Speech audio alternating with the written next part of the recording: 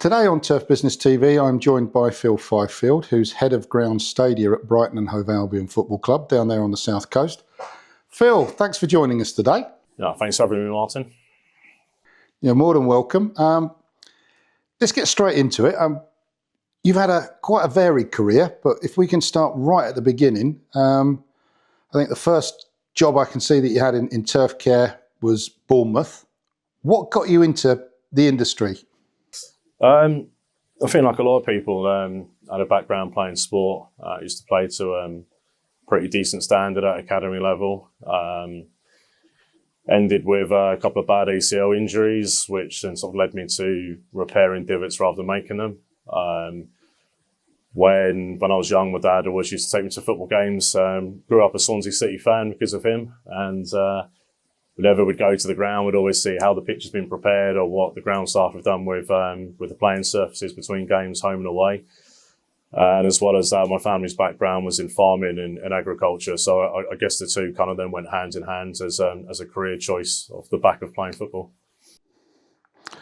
Well, that's spooky. I interviewed Sam from the Grove a few weeks back, and his background's farming as well. So I think one day he's looking to go back and run the family farm. Is there a family farm that you've got to go back to at some point, or is that all in the past? It's probably skipped a generation by now, yeah.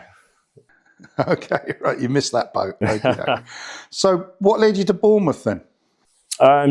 Just by chance, I was emailing off a bunch of people asking for the opportunity to do any match day experience. One of the people I'm really grateful for was Andy Gray when he was at Southampton and Bournemouth at the time. Gave him the opportunity to do 2 or 3 games down there, as well as the Hampshire Senior Cup final. Just spent some bit of time with him and his ground staff on a few match days to ask them about the job the job itself, what they do, how they got into the industry as well, and just kind of inspired me from there to take things a step further, which led me to the opportunity of taking on an apprenticeship role at Portsmouth. So family were based on the south coast by then, were they? Or yeah, from Hampshire originally, yeah. So North Hampshire mostly, yeah. So you were commuting to Wales to watch Swansea home games then, so from Hampshire, which probably isn't that bad a commute, is it? Yeah, a fair few miles, and I mean that was back in the days of Division 3 as well. So it's yeah, I probably should have questioned it a lot more back then, but paid off in the long term, I guess. So you walked in day one. What was that experience like? Your first kind of professional role as looking after a pitch? I remember it being something I was really passionate about. Something that I quite quickly became quite keen to seeing it as a career path, even at that stage. I was quite fortunate that I was able to work with some really experienced people at Portsmouth at the time. Probably looking back now, probably a little bit old school in their approaches compared to how far the industry's developed in the last 20 years. But no, I'll always be grateful for the opportunity there. It was at a rented sports ground from a private school, so the playing surfaces there were just clay-based old soil pitches. So it was certainly in at the deep end at Pompey. Okay, and that lasted a little while. But where was it next after Pompey? Yeah, I was there for about 2.5 years, and then moved on to Brentford as head grounds person, and it's a role that I kind of again fell kind of backwards into that one. I turned up for an interview just as a grounds person, and the head grounds person had left the club the week or so before that took place. So I was kind of thrust into a head grounds person role inadvertently there. When I was offered the job, I was 22. When I took the job on, I was just turned 23. So it provided quite a steep learning curve as well, because I guess it was the ignorance of youth and taking on a job like that. It was something that I thought I'd be doing probably when I was in my 30s rather than when I was 23. But yeah, there was a lot of highs and lows there and a lot of steep learning curves, but it was something I believe helped me learn from those as well. You really are the archetypal accidental manager by the sounds of it. Then that wasn't on your agenda at all. Yeah, I'm not quite Igor Tudor, but yeah, I'm getting there. Yeah, thanks for reminding me. Yeah. hopefully by the time this goes out, Spurs are still in the Premier League and we've not dropped out. Moving on swiftly then. So that steep learning curve, did that give you some fundamentals that you kind of never left in terms of management in particular, I'm talking here, rather than, skills of looking after the surface? Yeah, I think so. I mean, there was a lot of hands-on experience and working with the pitch. I mean, there was no irrigation system or drainage system there as well, so it was very much a case of working with what you had. Looking back now, what we had at Portsmouth was relatively modest, but it seemed an absolute world away compared to what I inherited at Brentford as well. And even when you look at Brentford and where they are now in the league, how far the industry's come on and the level that club's grown as well, it just goes to show how quickly things move and how the industry doesn't really have any time to stand still. It continues to evolve. So did you make any fundamental changes and bring anything that from your relatively young experience, shall we say, at Portsmouth? I think the main thing was machinery. It was quite old and outdated at the time. And then obviously putting in an irrigation system as well. But everything seemed, like most things, based on the performance of the team on the pitch. So as the club started to progress through the leagues and move out of League 2 into League 1, the opportunity to invest and build started to grow as well. But it was, certainly a job that kept you on your toes. And you stayed at Brentford, what, 3 years, was it? Yeah, around 3.5 years. I joined mid-season in January. And then was it after Brentford that you went off and, went to a different end of the scale and started looking after Hackney Marshes, which is obviously certainly famous in the UK as being, a spiritual home of amateur football, I guess, and Sunday League? Yeah, I mean, it kind of tied in with working and living around London at the time. Part of it was linked in with the 2012 Olympics, so there's opportunity to rebuild and construct some of the playing surfaces there. Some of them were taken out to perform part of the car park, which was then installed and then taken back out again post-event. So it's an opportunity to see some construction and rebuilds of some of the pitches there, as well as 6 cricket squares for Middlesex County Cricket as well. So it was, again, it was a really enjoyable and learning experience there. So you mentioned cricket there. I mean, you've got experience in all sorts of things. Off camera, I said you hadn't got cricket in there. You should have pulled me up on that one. But I think the only surface missing is croquet and polo, isn't it? Or are you going to tell me otherwise now? No, that's about as far as it went. Just a little bit when I was in Qatar with cricket, but yeah, predominantly football and winter sports, yeah. So after Hackney and the Marshes there, and 2012 Olympics, which is obviously must have been a major thing to be involved in. Even the part you were playing was quite significant, I guess, wasn't it? Yeah, it was nice, even if it was slightly on the fringes. But yeah, it was nice to have some involvement. And then from there, it led to an opportunity in the Middle East in Qatar. So it's led to the next opportunity, which was working in different climates, different cultivars and species, different challenges in terms of working environments and cultures as well. So it was an opportunity that really gave me a chance to try something completely different and step out of the comfort zones of what I'd been experiencing in the UK. So you weren't flying in and out, you were living out there, were you? Yeah, for about 2 years, just under 2 years I was based there. About 2 years. So overall as an experience, how did you find that? Yeah, so I joined there around February time, and it was probably quite a good time to join because it was in that transition period between winter and summer where, I mean, it'd be summer for us, but over there it was like mid to late 20s. But yeah, that was certainly an eye-opening experience in terms of different cultural changes, different work ethics, how we went about works as well.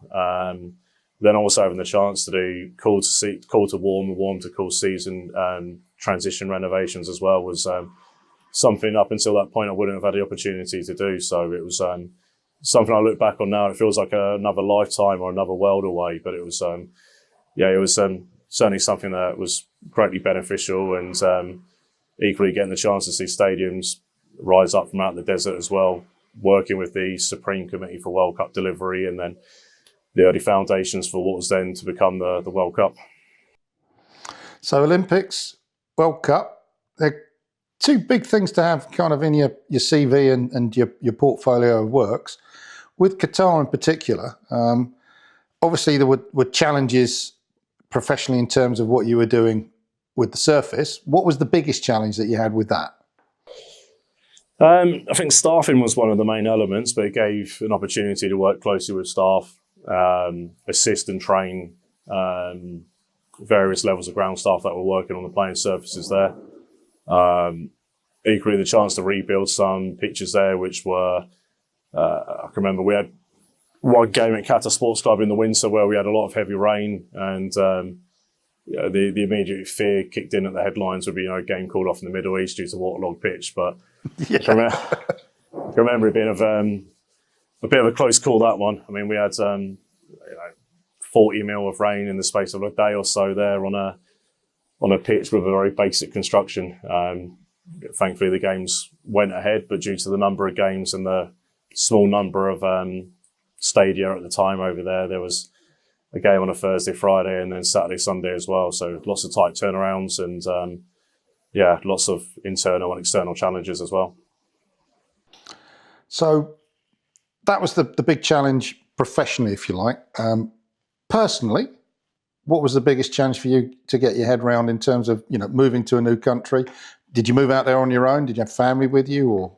Yeah, I think the hardest thing was red tape. I was, for most of it, living apart from my partner.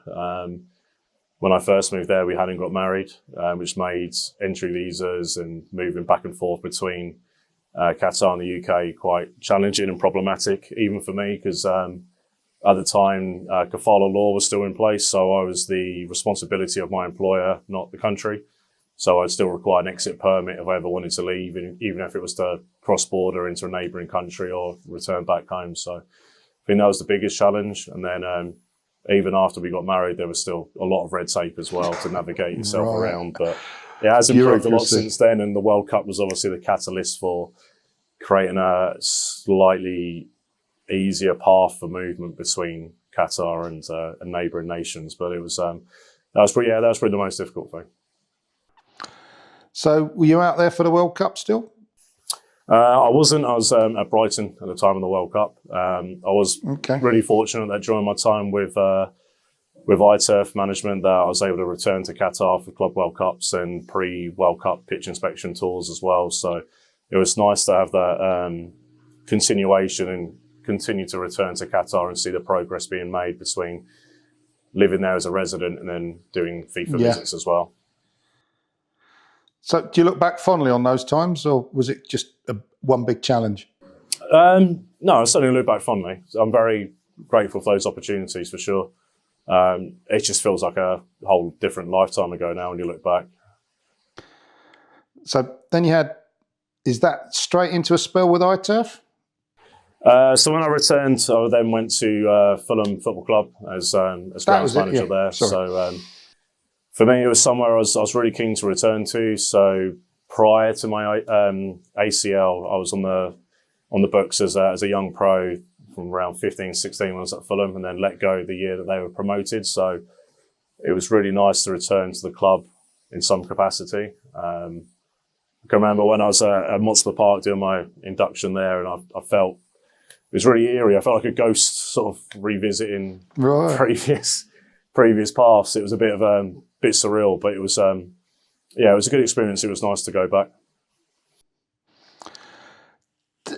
Having been the other side as a young professional, an apprentice, player, I mean, and then come back as part of the grounds team and the grounds manager, do you have a different understanding of how to deal with those young players? Because I'm sure some of them can be a little bit full of themselves and not really necessarily appreciate the skills and the role that you guys do.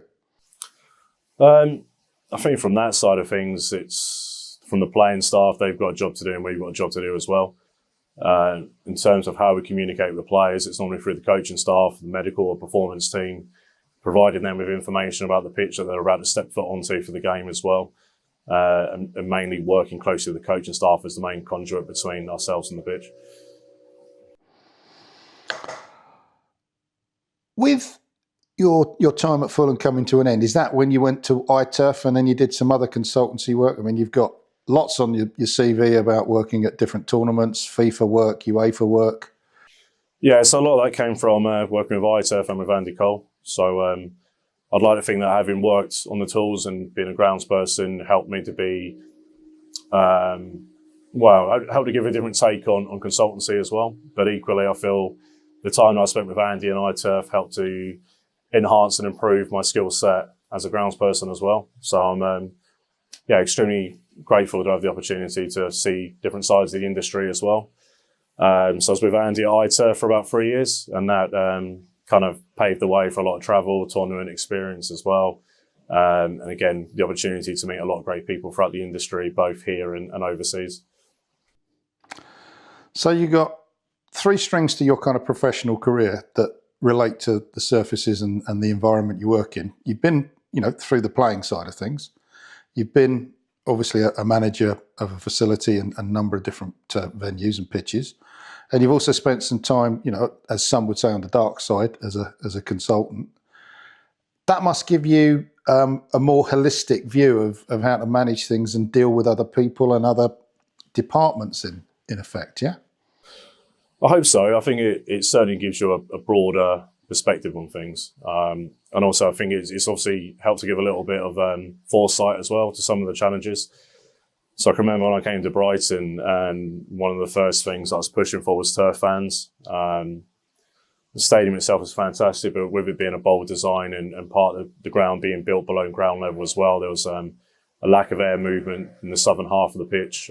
Disease pressure was always going to be high during the summer there. And having worked with iTurf and spent time around the south of France, seeing the devastating effects that grey leaf spot can have on that climate over there, it kind of gave me a little bit of a head start as to what to start planning ahead and trying to prevent at Brighton. When your time at iTurf came to an end, what was it that attracted you to Brighton? Was that job on offer before you left, or was it a case of you were looking for pastures new? I think the main factor was becoming a father. So I was always told how much it changes your life when you become a parent, and how your life takes a whole 360 turn. And it was a bit of a strange time because it was around COVID and lockdown as well. So there was certainly not a straightforward or typical take on parenthood, but I was one of the fortunate ones. I was furloughed for about 3 months. And you could probably say it pretty spoiled me with an extended paternity leave. And then when it came to returning back to normal, back to work, and the job itself required a lot of extensive travel, it just became harder and harder being away. And the job at Brighton just sort of came up at a right time, which suited the family as well. And it's a part of the country that I wanted to live in.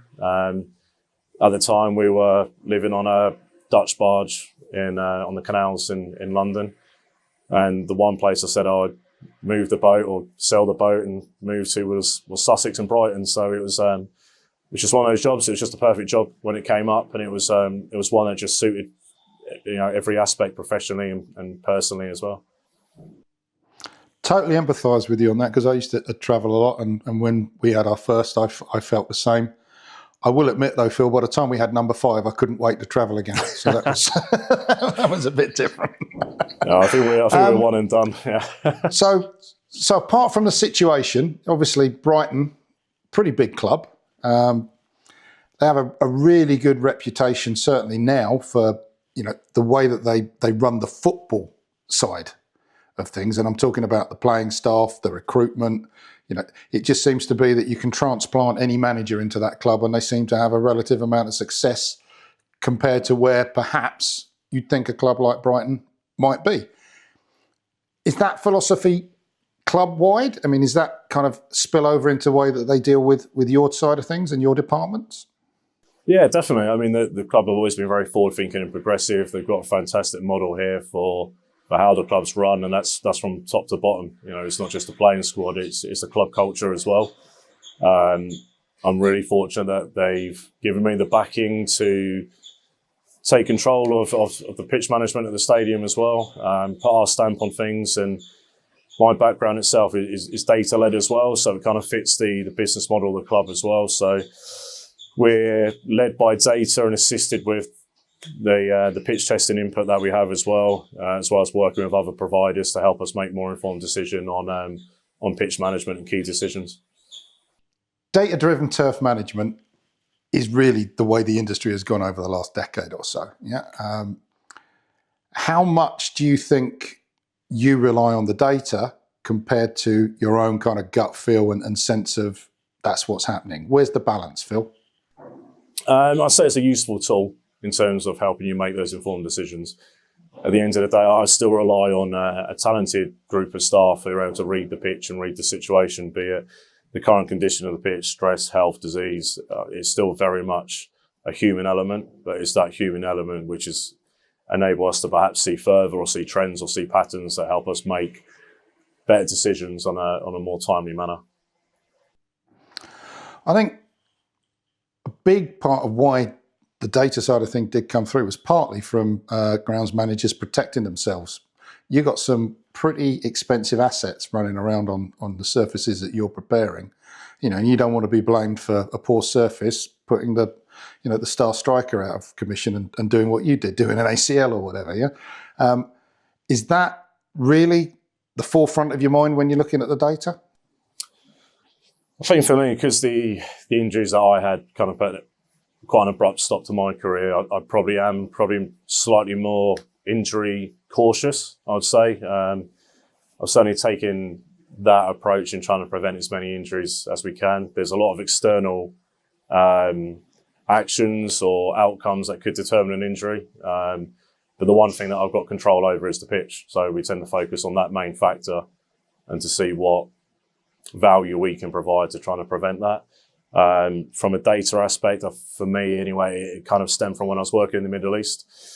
So when you're trying to get your points across and you're trying to move away from opinion-based, once it comes to numbers and statistics, it's easy to be led by those numbers because the numbers are there in their purest form. They're there to tell a story of where you're at or where you've been or where you're going.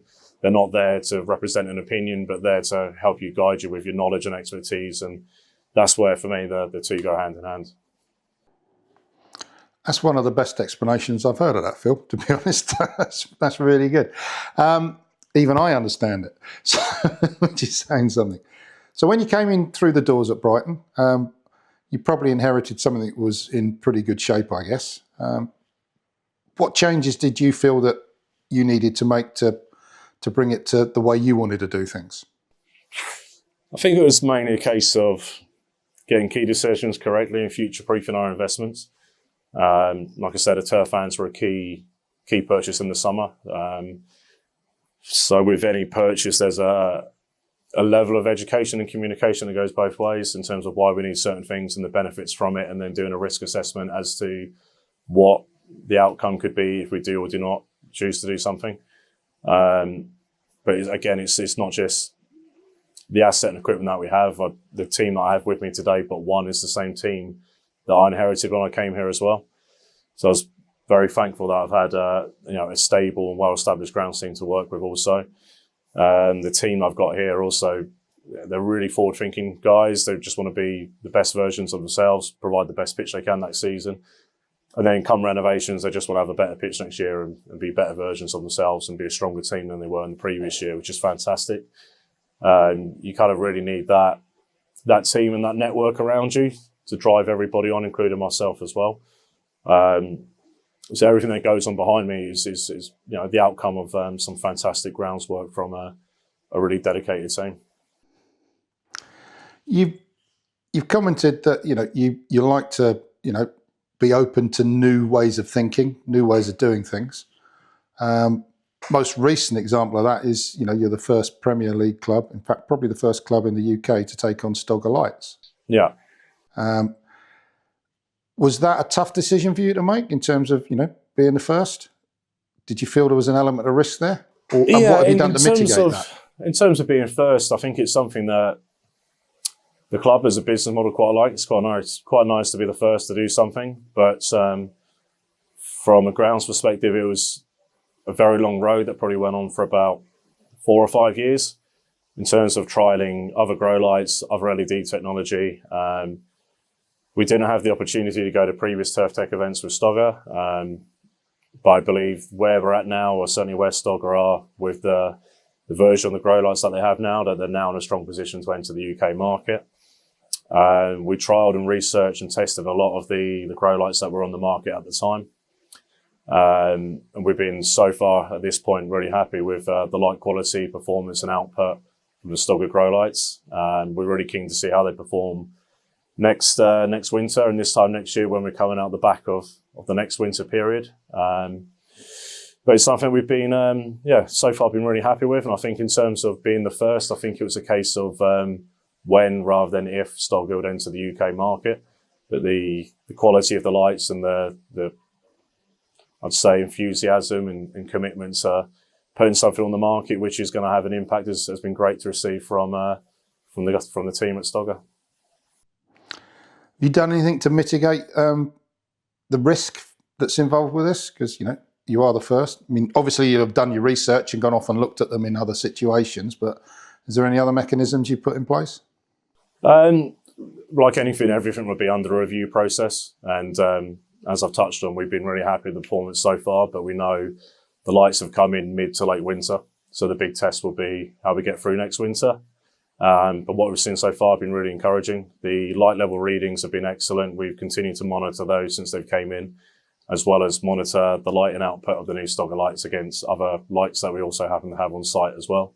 And since the early trial period and the first rigs coming in from Stogger, they've continued to meet expectation. So looking forward then, what's the next kind of set of challenges that you've got there at Brighton? The main challenges, I'd say, are, as a football club, we don't tend to stand still for very long. Everything's changing, growing, developing. So throughout the course of this season, we've had the expansion works and extension of the North Stand with new hospitality lounges going in and increased capacity. Once that's completed, works and start in the South Stand. So at the moment, it's working with a lot of key stakeholders and the projects team to ensure that we need to do with the pitch and what they need to do external away from the pitch is completed for both sides of the club operations. And then we'll be moving towards a pitch rebuild in 2027, as the pitch itself is the same construction and infrastructure that's been put in below the ground since the ground opened in 2011. 8 years ago, the pitch was the top was taken off and a new upper root zone was partially installed, and then the pitch was stitched with Sisgrass. So we're coming into the lifespan of the pitch as well as the stitching from Sisgrass as well. So we're nearing ever closer to that sort of 15-year period where we've probably got as much as we can out of the pitch, and it's time to sort of modernise and future-proof with a future construction. So when you look at that new construction, obviously things have moved on in the years since. I assume you're going to look at other options in terms of the pitch construction, but I don't know what your situation is like there in terms of water access and how restrictions are maybe going to impact you in the future. Have you looked at any other kind of areas around, other than just the pure pitch construction, about what else could be brought into that redevelopment? Yeah, so the talks that we've had with the club is that our main three loss leaders from a grounds perspective is heating, water and electricity. So the three things that we're looking to minimise or reduce. The existing pitch construction doesn't have any option for rain or irrigation water storage or collation, so it'll go straight through the drainage system out via the main flow pipe. So to put a system in where we can actually store and harvest rainwater and irrigation water is necessary in terms of future-proofing the pitch and protecting one valuable source, which is obviously water and irrigation. In terms of gas, we are open to the idea of moving away from a conventional system. In terms of how the system is installed, the boiler and the burner in the north end of the stand, it's the southern end of the pitch, which sits below, slightly below ground level and lives in darkness and shade, the coldest area of the ground. So takes a lot of heat to warm up the southern end of the pitch when the supply is in the north. So for us, having a zonal heating system where we can target the areas that require heating at certain points and to certain degrees is a more sustainable way forward in terms of heating. How that would take shape, we've got a few options that we're probably going to review over the next 6 to 12 months before we move towards the rebuild and construction.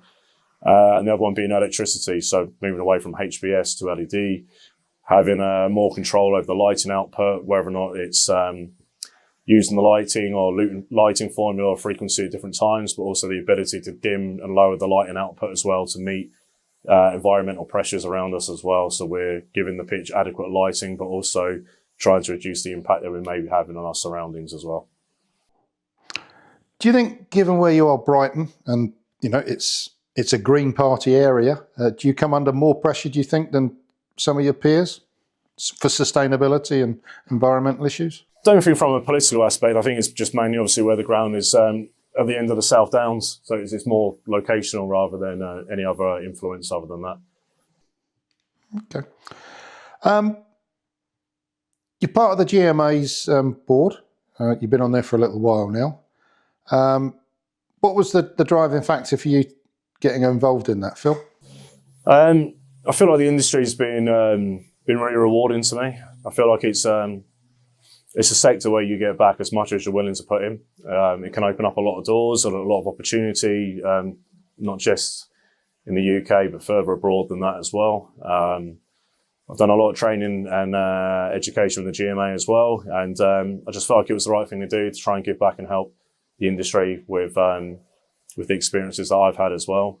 It's been 2.5 years on the board, and I believe that in that space of time as well, particularly with the next gen and the work that they've been doing, that the future in the industry is certainly looking bright.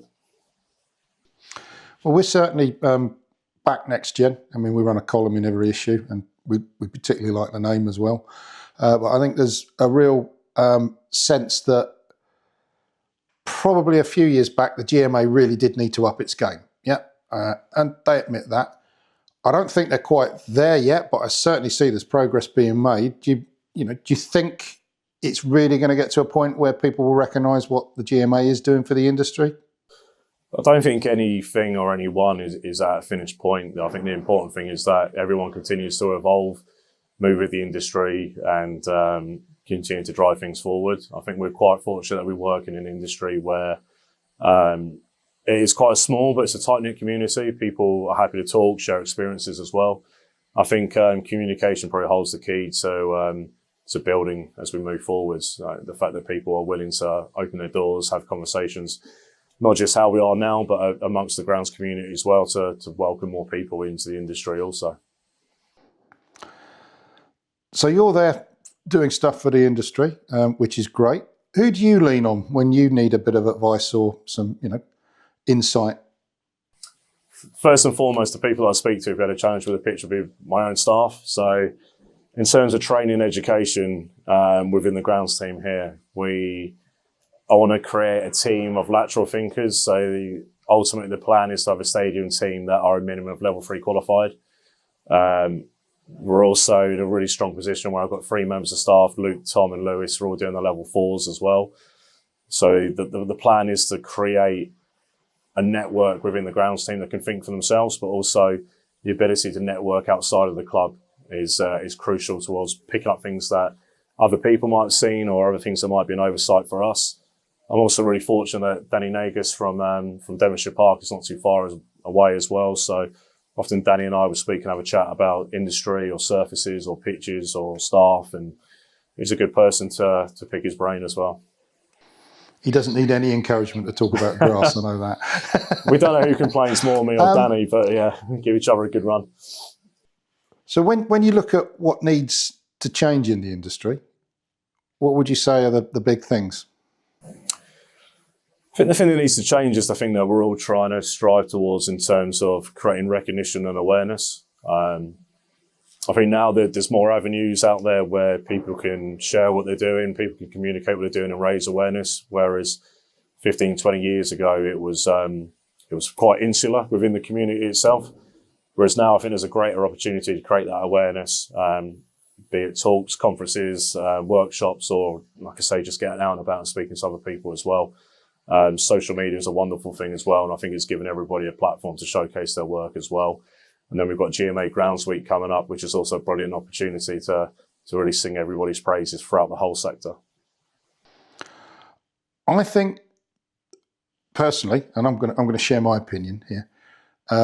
One of the, it may be not the easiest, but one of the most logical routes to spreading the word about how grounds care, turf care, grounds management, greenkeeping is such an art form, such a science, such a great place to work, is through social media, but not necessarily through the social media of the grounds managers and grounds teams. Yeah, it's more through the sports that they're working in. So whether that's clubs like Brighton sharing content about you guys, making people aware of what you're doing, whether that's sporting bodies like the FA doing stuff around it, that seems to be how you get to the audience on social media. Back in the day, it would have been, articles about people in the job in things like Shoot magazine. Yeah.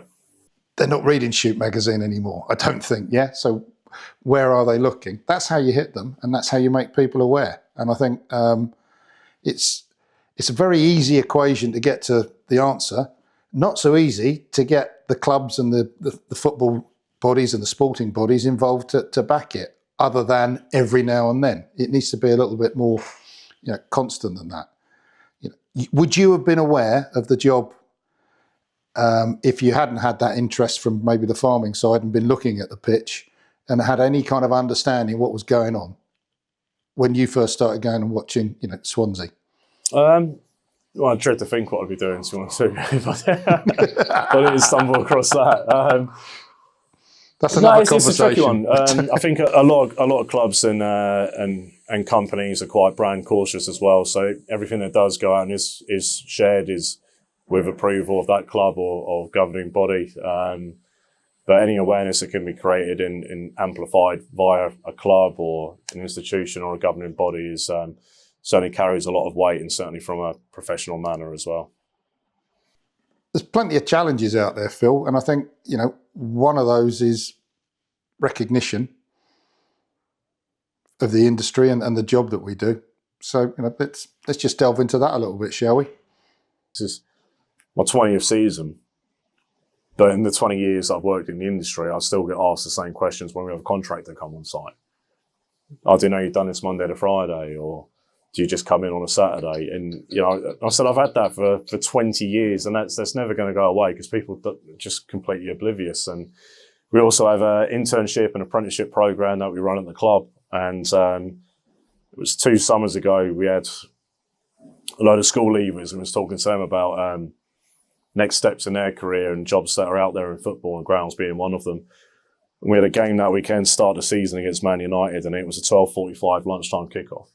I said to the group that I had there, I said, what sort of time do you think we're going to be getting in? It's live on Sky, big game against United, first game of the season, Premier League, global viewing figures of tens of millions. What sort of time do you think we'd be getting in for a 12:45? And people like 10 o'clock, 11 o'clock, 9 o'clock, 9:30.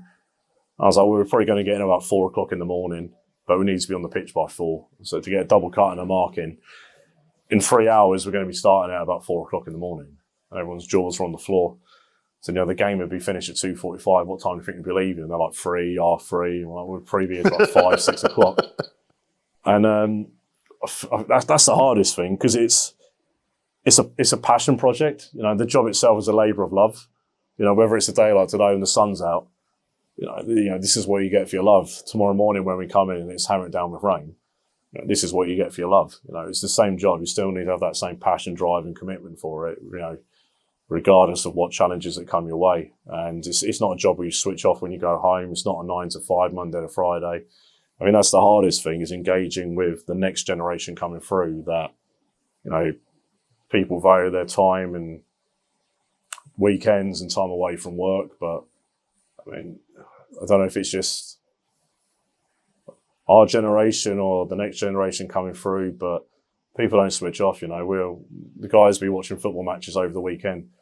So-and-so's pitch looks really good, or how do you think we compare it against this team or that team? No one switches off. It's you're working with a living entity, and so are you. So you continue to work in harmony as best as you can with your pitch. So for that side of things, I think that's the biggest challenge. Is having that mindset and that drive and that commitment to keep pushing things forward every year. Social media, that's kind of a good thing and a bad thing. Do you get frustrated or annoyed at the amount of people that sometimes comment without any kind of experience or knowledge about the quality of surfaces? I don't think it's just pitches are our side of the industry. I think you give someone or a type of person access to social media, it'll be used for whatever reason or gain they think they're getting by comment on something negatively. It's not really something I subscribe to in terms of social media.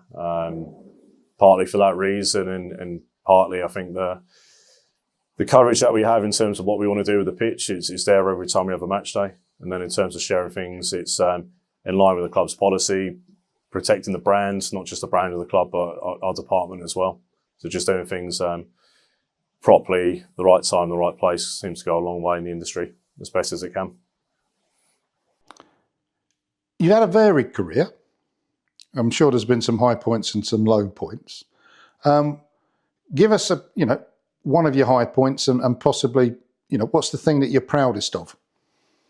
I'm probably quite bad at looking back. I'm kind of mainly focused on today and tomorrow and looking forward, always looking forward to renovations and only really looking ahead to that one. In terms of experiences looking back, I think the opportunity to travel to different countries and work with different people, different cultures and different climates and pitches is probably something I'll always be grateful for. And again, it provided me with a lot of the ongoing training and education via experiences that I think has probably helped me to where I am now, as well as being around some great people in the industry over the years also.